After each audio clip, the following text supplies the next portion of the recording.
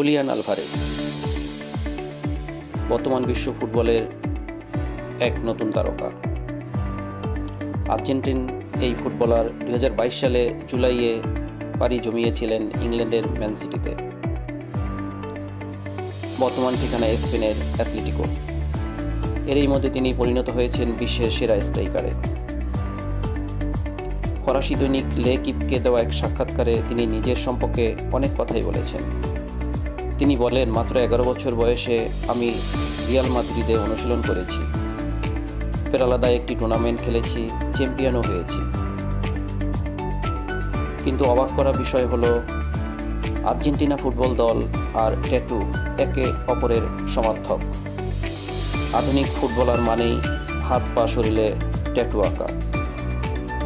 সেখানে ব্যতিক্রম এই বর্তমান যুগের অন্যতম সেরা ফুটবলার আলভারেজের শরীরে কোনো ট্যাটু নাই।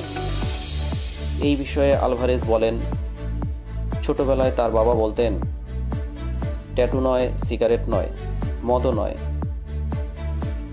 এখন আমি বড় হয়েছি, নিজের মতো করে সিদ্ধান্ত নিতে শিখেছি। আমার ট্যাটুর প্রয়োজন মনে হয়নি। তিনি আরও বলেন, আমি যা ভালোবাসি তাই করেছি। ফুটবল খেলাই আমার জন্য যথেষ্ট। ট্যাটু আমার প্রয়োজন নেই।